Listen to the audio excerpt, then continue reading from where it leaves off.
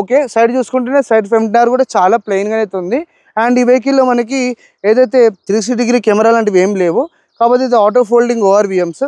And side చూసుకున్నా కూడా నీకు ఏదైతే ఈ హ్యాండిల్స్ ఉన్నాయో అవి చాలా పెద్దగా ప్లేస్ చేయడం అయితే జరిగింది.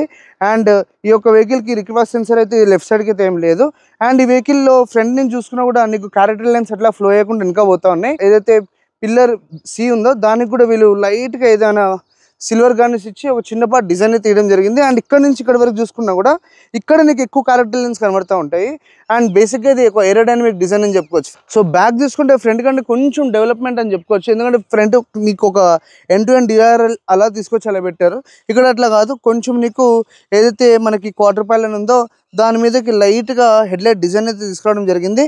అండ్ ఇక్కడ నీకు చూస్తేనైతే 3D ఆబ్జెక్ట్స్ కనబడుతూ ఉంటాయి. అండ్ ఇక్కడ కూడా complete LED end to end అయితే కనబడుతుంది మనకి. అండ్ హ్యుండాయ్ లోగో అయితే తీయడం జరిగింది. ఇక్కడ నీకు 1.5 లీటర్ టర్బో. అండ్ ఇవి ఏదైతే లైన్స్ రాశారో 3 లైన్స్ ఇట్లా ఇట్లా ఇట్లా దాని లోపల మనకి దీని యొక్క ఏదైతే ఇండికేటర్ ఉందో అది పనిచేస్తుంది. అండ్ కింద చూసుకుంటే నీకు దాని యొక్క parking sensors, reverse camera. And ఇక్కడ కూడా వీళ్ళు బ్యాక్ బంపర్ ఏదైతే లోవర్ బంపర్ ఉంటుందో దానికి గ్లాసీ ఫినిష్ తోటి యాక్చువల్గా 3D లుక్ ఇవ్వడానికి కొంచెం డిజైన్స్ అయితే ఇచ్చారు. అండ్ రిఫ్లెక్టర్ కొంచెం డిఫరెంట్గా అయితే ప్లేస్ చేయడం జరిగింది. అంటే ఏ ఒక్క కార్లో ఇలాంటి రిఫ్లెక్టర్ అయితే లేదు.